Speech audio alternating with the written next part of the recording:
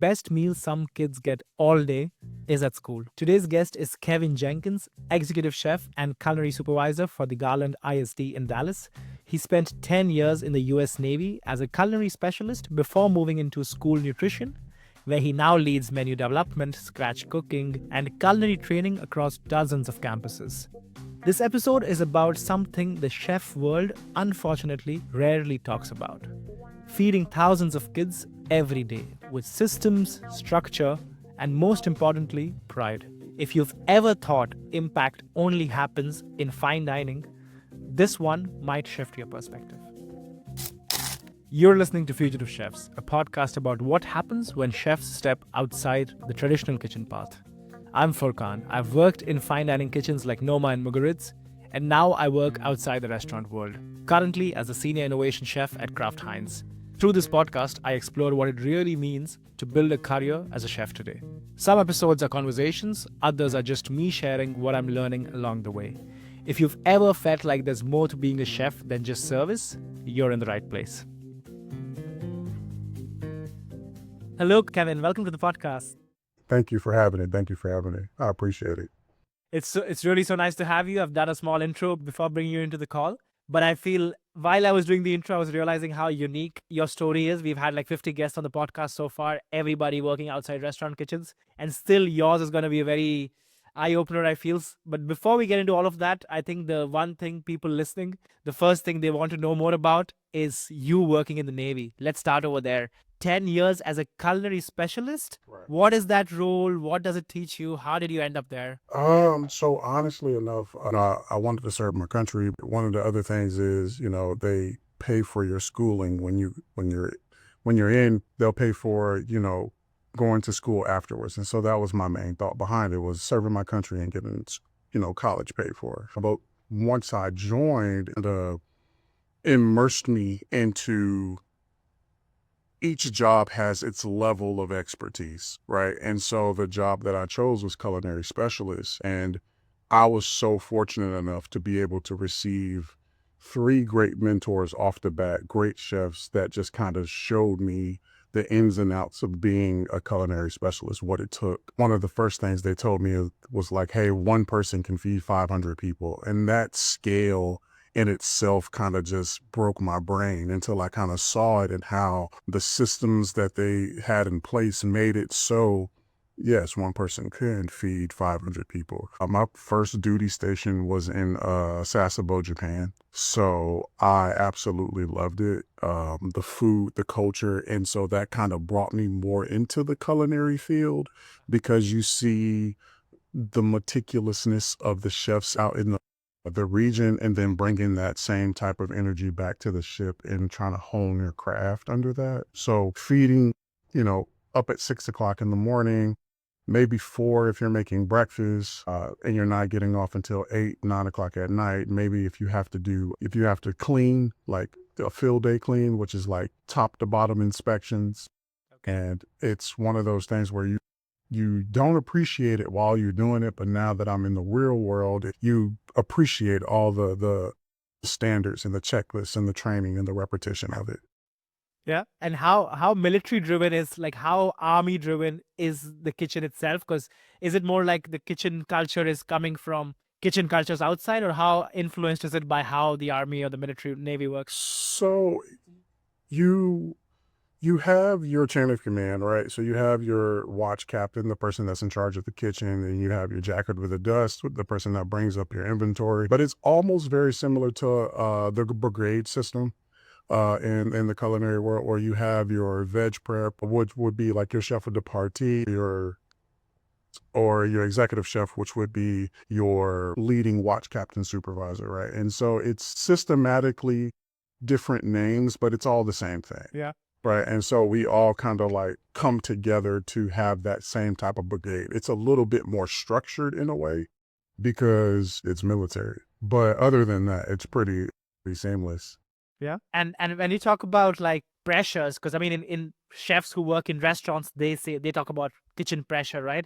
How is that different in the military? How is it like with nutrition? Like, I guess you have certain guidelines, right? You have to know it. Maybe you don't need to know these when you work in a restaurant, but I mean, you are feeding people who are the line of defense? Yeah, so the nutritionals are pretty much, they have dietitians that create the recipes. So the nutritionals are pretty much set in stone, and we just work off of the recipes that we're given. We're given a little bit of leeway onto how to season properly and how to make sure we're making things in scale. So the pressures itself isn't too, the biggest pressure is making sure everyone eats and everyone likes the food, right? Because morale is the biggest thing, especially when you're out in the middle of the ocean for 6 months. And if your food isn't good, the morale isn't good. Therefore, those people have to go do their job, right? And so our goal is to make sure that people get up every single day, make a great breakfast, make a great lunch, make a great dinner. And those that are going out there to stand watch or to drive the ship or to work in the engine room, they're full, they're healthy, and they're satiated on the food that they're receiving 3 times a day. Yeah, no, it's super interesting what you say, like how I feel, how many times we forget to see these roles. I mean, when you think of a Navy, maybe the chef working for the Navy or the cooking for the Navy is not the first role you think of.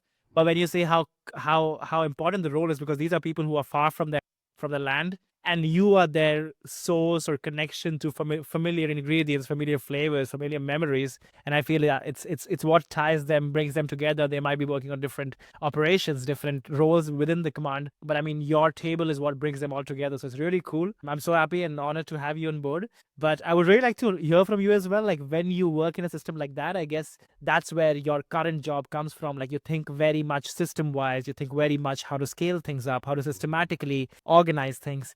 But did you also see food as a craft back then, like maybe before the Navy or during the Navy, maybe back home? Did you see a craft behind food? So before I joined, I always wanted to like do some type of cooking or whatnot, but I had like another avenue. I wanted to, be a lawyer, and then I kind of fell into cooking, right? And then once I started to, hone my craft in my first few duty stations, I was actually given the chance to be a part of the Pentagon's culinary arts team, and that's where I saw a whole nother side of cooking, because now it wasn't just everything is so to scale. We're not cooking for 3,000 people. We're cooking for 10 important people, and those plates have to be divine and eloquent, and it's precision that matters. And then I was able to have two great mentors there, and those guys just took it to a completely next level on what it takes to be a chef and what it is to be a chef, and why does your tournée potato look like that? And why isn't your mise en place set the right way, right? They were starting to show me what it is and redefine what cooking and what a chef was. So the first half of my military service was understanding scale. The second half of it was shrinking down and making precision plates and making sure it tastes great and making sure that the person that received this place sees the journey and the story behind the plate. So, and it was very much fine dining to that point. Uh-huh. Yeah, yeah, yeah. And that's again another transformation, right? Going from scale to going to niche and then caring about these details. But when you were doing this, and like, I mean, I would love to hear like how did your time at the Navy end? Was it willingly? Was it that an end of an era for you? And how did you choose to then get into school nutrition, which for me is super noble, the job you're doing today? So how did that transition happen for you? So after my time at the culinary arts team, my mentors was kind of telling me, hey, you know, you should go to school. If you want to continue doing this is a great time to expand. But I was starting to have a growing family, and I knew that I would be stationed overseas again. I think my second child was about to be born, and so that wasn't something I was really willing to remove them from the States, go overseas. And so at that time, I decided to, step away and look at civilian life and how that transitioned. So I started doing a bunch of like contract company work, working for different locations. And these are more like institutionalized systems. So anything at scale. I moved from, state to state with different jobs. And then I eventually landed in Dallas, of all places, in Texas. And I honestly wasn't even looking for school nutrition. That's the weirdest part about it. I have an amazing director here, And she reached out to me because I had my resume on view. Like I submitted my resume and she's seen it and she's told me to apply. And I applied immediately. And I'm very big on communication. And she communicated so fast. It made my head spin. And then I interviewed, did a demo, and next thing I knew I was hired. And once I got here, that's when like my eyes started to open to the wider range of what food is. Because, being in school, you get your school lunch and you remember your school lunches, right? Yeah, definitely. And it's like, oh, you don't think much of it. And then once you're here, you realize how much actually goes into the system to just get this 30-minute lunch. And it's like, wow, that's so impactful. Wow, this impacts this student all day. This is might be the only thing they eat all day, 100%. right? For breakfast and for lunch. And so that was like so eye-opening for me. And that's why like it started to like become a mission for me and not just a job, because it's like people's like, oh, are you just making cafeteria food? And it's like, wait a minute. Yeah. This is like the child's relationship with food. Like for a lot of students, what we serve might be the best meal they get that day. And so it's bigger than just a job. It's health, it's dignity. You know what I mean? It's culture, it's community. And so when you realize you can shape early habits, like, and still cook with pride and skill, it turns into a mission and not just a. Definitely, definitely. All that you're saying, it resounds so much. I love the line that you say that it is true, not just in America, all over the world. There are many families where students, the meal they're eating at school could be the only nutritious meal they're having, could be the only exposure to unfamiliar flavors, unfamiliar textures, more of a whole food rather than maybe what the convenience food they're used to having. But for you, what surprised you the most? Because I also know in the States, from what I've spoken to people, that again, all these health laws and how food is done is very state-wise. I know California is doing great stuff right now with food. How is it? How is the reality for you? What surprises you? Or what surprised you back then we freshly entered school nutrition? What surprised me the most was that the camaraderie, honestly, and it's not necessarily about the food. It's about the like-minded individuals trying to make the food better.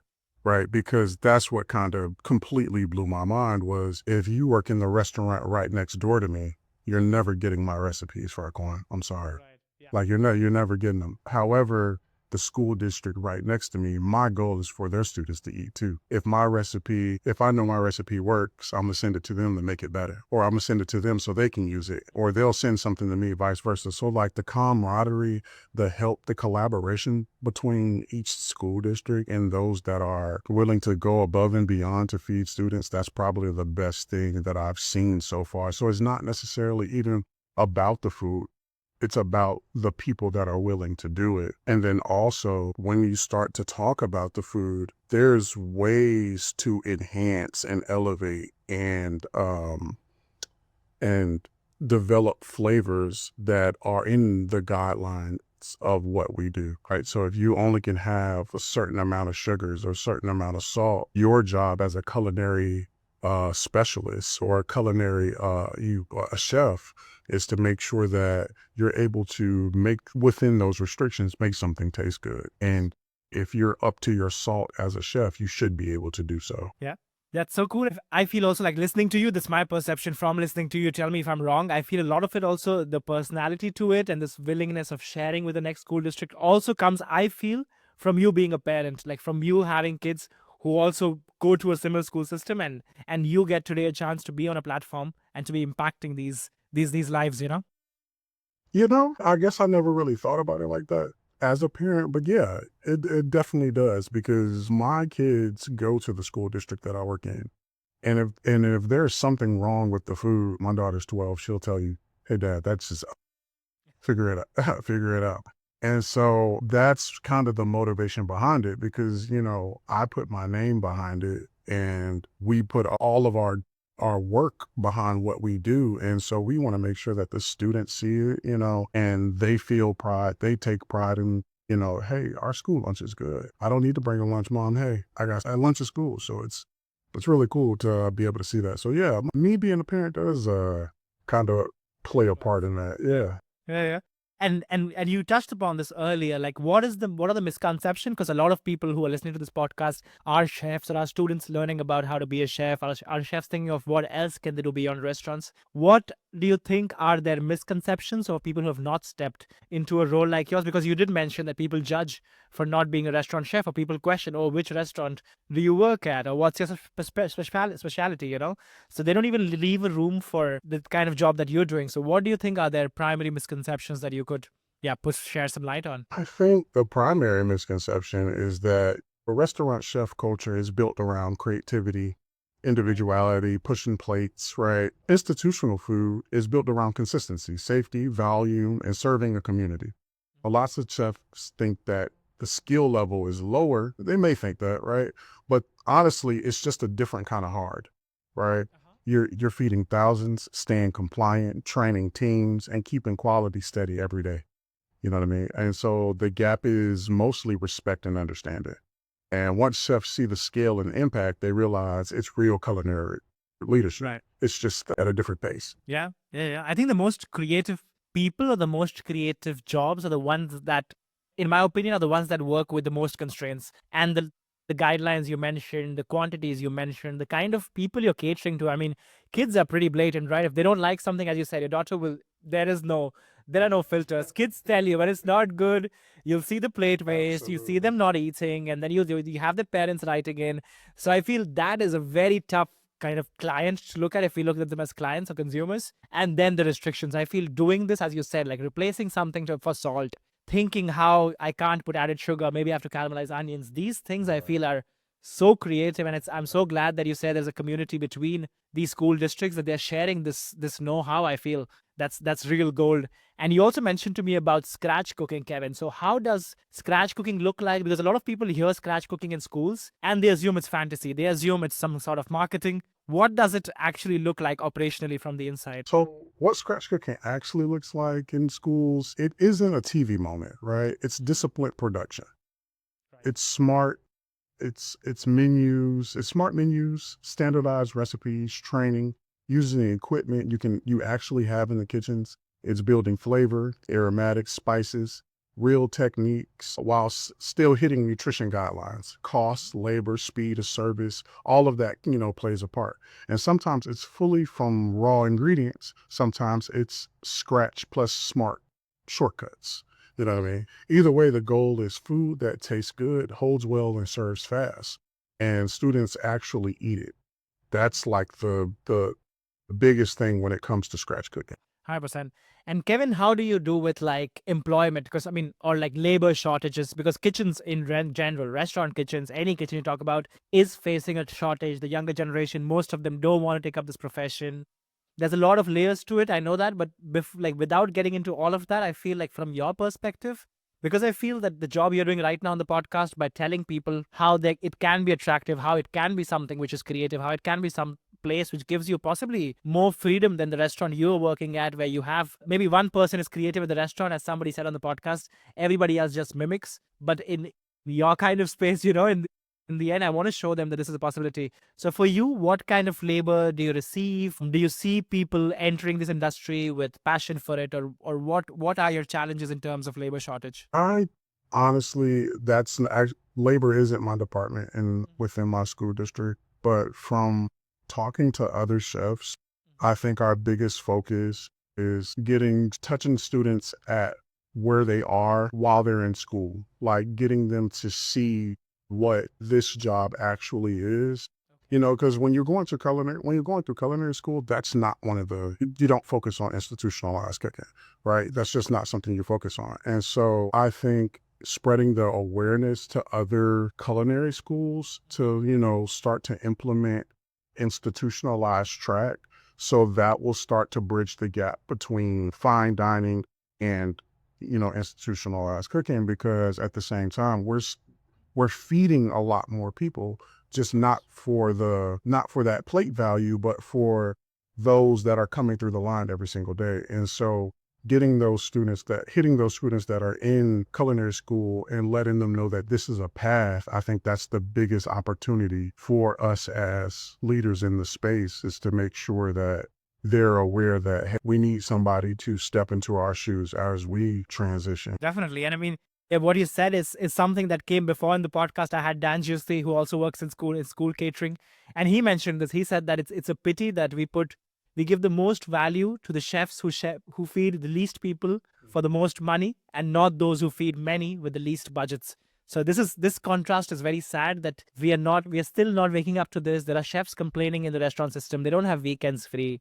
They have to sacrifice their holidays or things with family. They're not able to have their evenings free. They're not able to kind of they're going through abuse at workplace environments. And I mean, you present a very very interesting, impact driven, positive environment where you can build a career. And I feel that I'm happy that you're pushing these doors open to show, at least as culinary schools, that okay, you have airline catering, you have hotel jobs, you have restaurant jobs, you have the fine dinings. Nothing's wrong with them, but if you're really complaining and you want to do something about it, there is an option out here. It's accessible for everyone. And the impact is like immediately, right? It's immediate. As soon as step into a location and you can put your thoughts and ideas into the system and it starts to scale. In Garland, we feed, just under 56,000 students. That's how do you feed more than that unless you're a larger district at one, so that it's a mission and it's something that I'm passionate about. If this is something you've been thinking about lately, feeling stuck, questioning your path, you're exactly why I started this podcast. And if you've been enjoying these conversations, the best way to support the show is simple. Follow it, rate it, or share it with someone who might need to hear this. It genuinely helps more chefs find these conversations. And picking up on you, Kevin, because I initially mentioned that, right? I mean, kids being such a tricky palate to please. And I mean, you have to please them with the things that possibly they might not like, the classics, right? I mean, no kid likes broccoli, no kid likes spinach. It's good for them. Everybody likes things that they're not good for them. How is, like, in these years of working with like school catering, what are some possibly tricks, or what are some ways that you've learned about a kid's palate, how they can satisfy their hunger or craving, what they like, compared to what they actually need for the nutrition? What are these, I don't know, bridges that you've connected? A lot of it has to do with like play on words, like, something that's funny or something that's cool, like, sticky broccoli and cauliflower. Oh, what makes it sticky? And then the sauce behind it tastes pretty good, but also you get to eat the broccoli and the cauliflower. Or there's different ways to incorporate vegetables in a stir fry or something that they see, or fried rice, or orange chicken, or just ways to be able to get them to see that what we're putting in front of them is good for them, but it also tastes good. So I think those are some of the most creative ways, is just having play on words when you're putting it onto the menu, but also giving them, access to the food a little bit early, right? Giving them taste samples, right? Hey, I have this on Friday, we're going to be serving this Hawaiian barbecue chicken. On Monday, we give you a little sample, right? And then when Friday comes around, they're kind of looking forward to it. They're expecting it. And then once you build that trust with the student, and then they start to see it come through every single day, what happens when you build trust? People start to, gravitate towards it. And so once they start to trust you and they see that what we're putting in front of you is going to taste good, but it's also good for you, we get more students to eat the food regardless of if they don't like broccoli or if they don't like celery, right? And then we just try to add some, fun little themes to it, and it works. Sometimes it doesn't work, you know what I mean?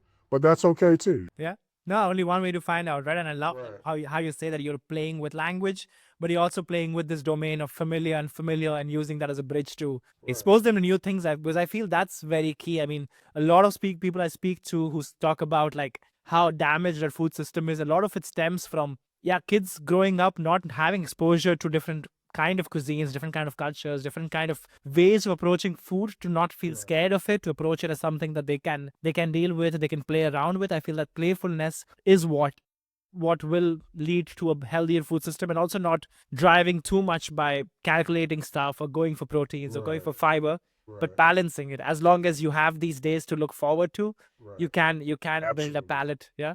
No, that's lovely what you said about that.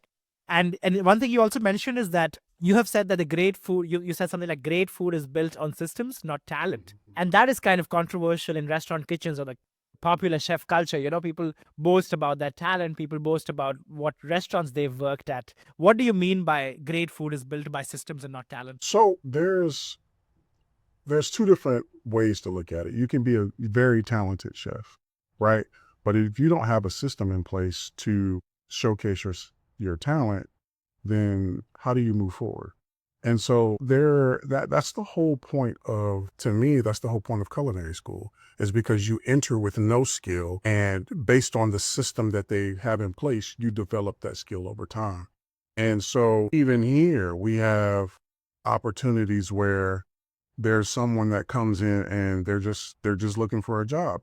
However, we put them through our culinary and our training, and guess what? They start to develop those knife skills. They start to develop how to season properly. They start to develop how to, take on what they've learned and how to showcase that. So the system itself is what builds people up. And once that system builds them up, they can start to hone their skills. No one has ever walked into a kitchen and just knew how to cook flat out, unless I just don't know anyone that didn't have someone that trained under a system and then was able to produce, right? That system is put in place, therefore, for you to be able to enhance your skills and move forward. So yeah, the systems. They overpower. Yeah, systems rule at the end of the day. And extending that question, Kevin, let's say you pick up a talented restaurant chef, somebody from fine dining who's been working there. You pick them up and say, today you're going to switch shifts with me, and you're going to be Kevin, and you're going to be the chef who works at this school kitchen. What are the few things they will actually struggle with because it's not in their DNA to just be dropped into a school restaurant catering? I think over time Mm-hmm. they'll develop, right? Because at the end of the day, cooking, if you have a passion for cooking, you're going to figure it out. Yeah. So if me and another fine dining chef switched roles for a day, the hardest part would just be being told no. Mm. That's Yeah. the biggest thing. Like, hey, I'm gonna make this, I don't know, a shakshuka. Okay, well, how are we gonna make that? And let's figure out how are we gonna develop the flavors without adding too much of something in it, right? And so that's the biggest difficulty, because you can make anything taste good with butter and fat, right? Cream, right? But when you're trying to reduce those things and you're still trying to take that flavor to the next level, that's where your culinary skill comes into play, right? And so I think that's where the struggle would be. But after maybe a couple renditions of recipe testing, and that's where the research and development comes in, right? That's where understanding caramelizing onions, like you said, instead of, adding more sugar or anything like that, that's where it starts to define that chef, and then they can see it and they start to build. I think anyone can come in, any chef that has a passion for food and that has a passion for servicing others Mhm. can come in and do the job. It's just the willingness to learn it and understand it and still move forward. Yeah. And how is staff rotation for you, Kevin? Because usually restaurants have a lot of people leaving, joining, leaving, joining. It's tough to retain people in a restaurant system. How do you see, I don't know, the people around you, the people you work with?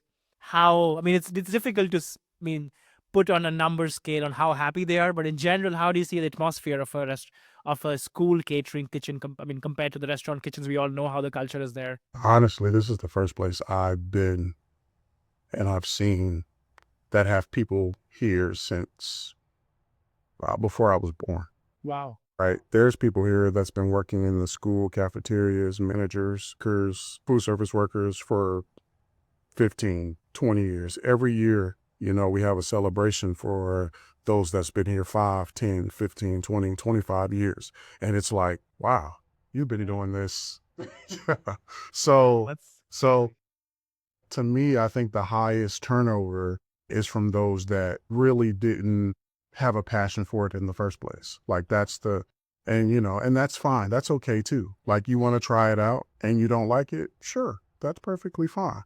And then there's those that come in and is like, hey, this is what I want to do. I want to see and feed kids every single day, and they love it. And I love them for it. And it's great. Yeah, how cool is that? Really, seriously. What I've heard is super surprising for me. At the same time, the way you define the job, the way you define what it looks like on day-to-day basis, I mean, no surprise, right? They're in a place that fulfills them and satisfies them. Until you do not know what that looks like, I think it's very difficult to picture it just listening a podcast. I think, as you said, there's nothing wrong with, I'm going to try this for one season. I'm going to try this for my externship between me. You could get externships from people starting at schools, and rather than doing a French laundry, do that in your first year. The second year, try out a Right. a district to do some sort of this, yeah, getting really living that atmosphere. And moving on from that, Kevin, because in restaurant culture or chef's culture, they define success by, some of them do it by stars, some of them do it by being on a certain list, getting awards, getting critics, reviews. For you today, when you look at, I think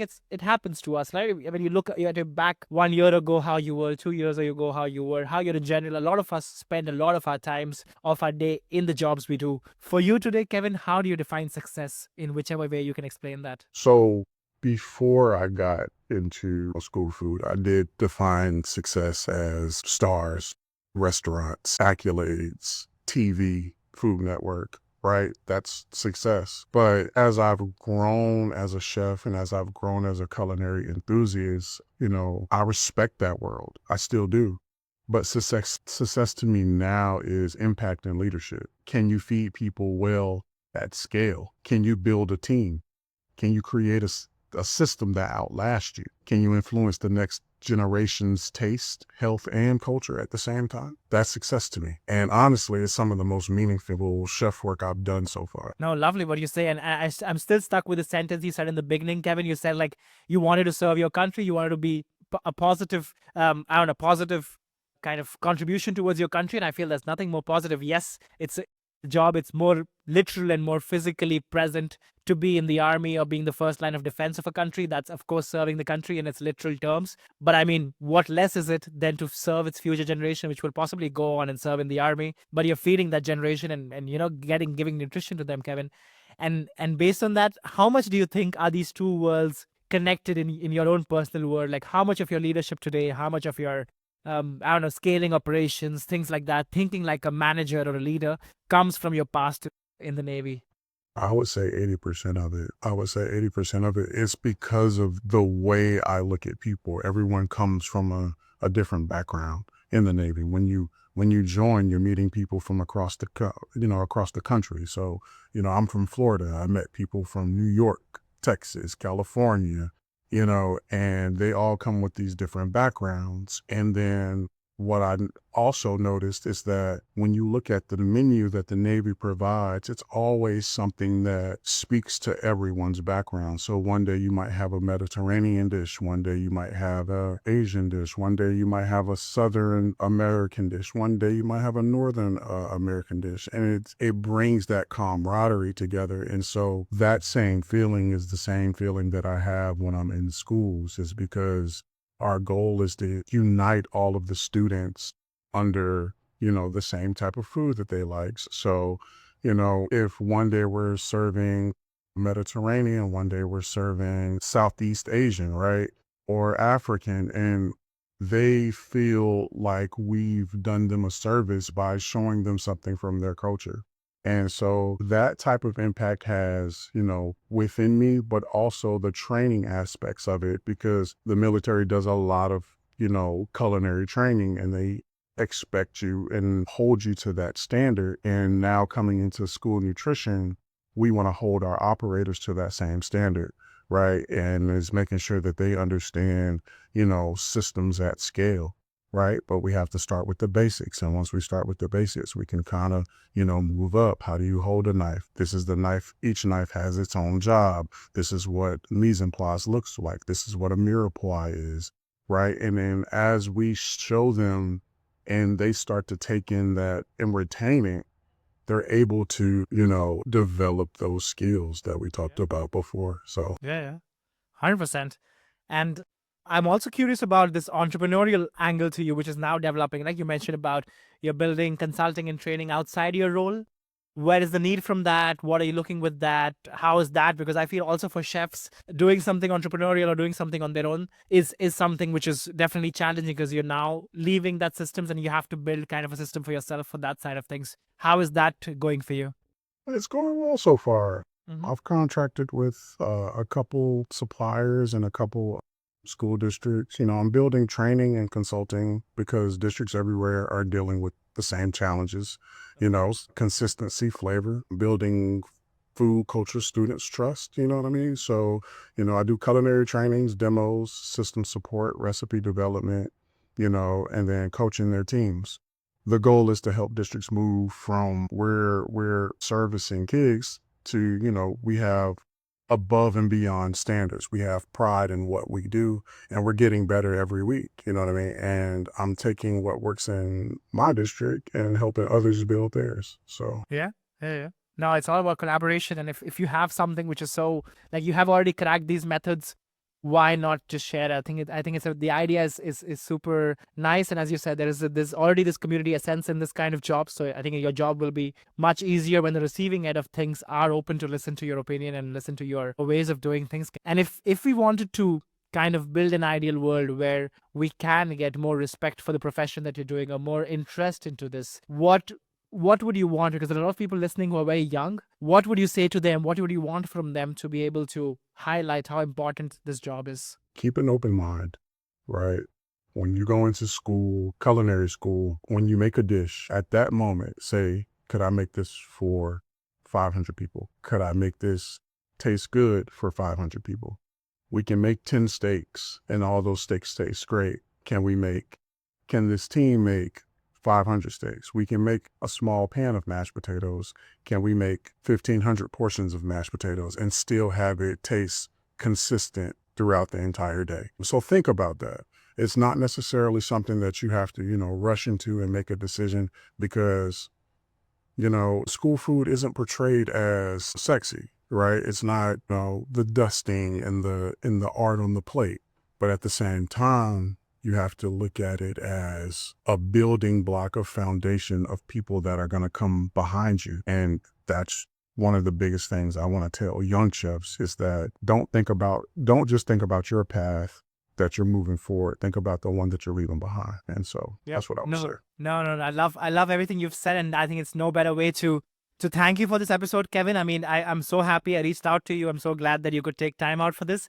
Because you've shown us in this episode, I feel for everybody listening, for me, myself, I can speak for myself, that the chef identity, which we keep questioning in this podcast, right? What is the identity? How much can we push the level of, like, somebody like Kevin, somebody feeding school kids, somebody being in the Navy, should also be able to say somebody, hey, I work as a chef. And their first question should not be at which restaurant. Right. It should be open to the idea that there's so much more out there. So thank you for showing us that the identity is not defined by white tablecloths or by Michelin stars or by 50 best. It can be defined by feeding thousands of kids every single day with care and intention. This episode also, I feel, is a reminder that impact doesn't always look glamorous, because we confuse this. We confuse it like as glamorous, as much at Food Network, that high are your impact, because every American household has a television. But I feel you have helped us break that into, like, it can also look like something which is maybe repetition, as you mentioned, something that has scale to it, something that has a system to it, something that has constraints to it.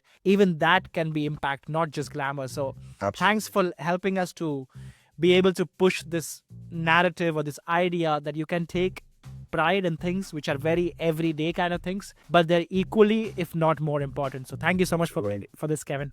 Thank you, Farquhar. I appreciate it for having me. If this episode resonated with you, I would really appreciate if you followed the show, left a rating, or shared it with someone in the industry. Fugitive Chefs is growing slowly through word of mouth, and every share genuinely helps. I will see you in the next episode.